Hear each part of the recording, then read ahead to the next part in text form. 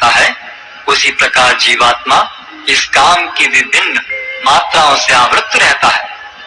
इस प्रकार ज्ञान में जीवात्मा की शुद्ध चेतना उसके काम रूपी नित्य शत्रु से ढकी रहती है, जो कभी भी तुष्ट नहीं होता और अग्नि के समान जलता रहता है। इंद्रियां, मन तथा बुद्धि इस काम के निवास स्थान है। इनके द्वारा यह काम जीवात्मा के वास्तविक ज्ञान को ढककर उसे मोहित कर लेता है। इसलिए हे भरतवंशियों में श्रेष्ठ अर्जुन, प्रारंभ में ही इंद्रियों को वश में करके इस पाप के महान प्रतीक काम का दमन करो और ज्ञान तथा आत्म साक्षात्कार के इस विनाशकर्ता का वध करो। कर्मेंद्रियां जड़ पदार्थों की अपेक्षा श्रेष्ठ है।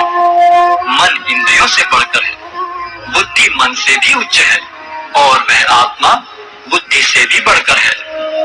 इस प्रकार हे महाबाहु अर्जुन, अपने आप को भौतिक इंद्रियों, मन तथा बुद्धि से परे जानकर और मन को सावधान आध्यात्मिक बुद्धि से स्थिर करके आध्यात्मिक शक्ति द्वारा इस काम रूपी दुर्जय शत्रु को जीतो।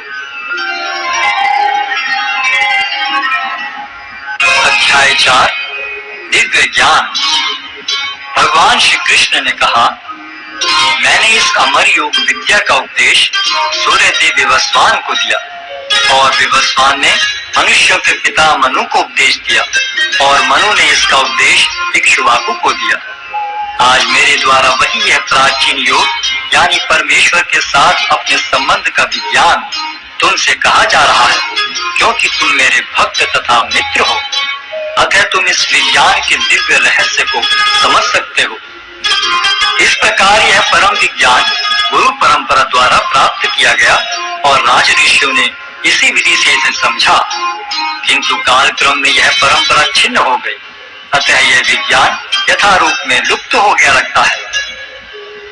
अर्जुन ने कहा, सूर्यदेव विवस्वान आपसे पहले हो चुके हैं, तो फिर मैं कैसे समझूं कि प्रारंभ में भी आपने उन्हें इस विद्या का उपदेश दिया था?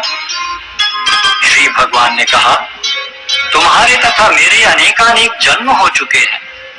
मुझे तो उन सबका स्मरण है, किंतु हे परम तप, तुम्हें उनका स्मरण नहीं रह सकता है।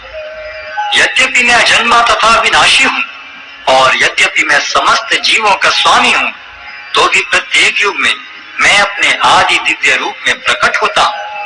हे भरतवंशी, जब भी और जहाँ भी धर्म का पतन होता है और अधर्म की प्रधानता होने लगती है, तब तब मैं अवतार लेता हूँ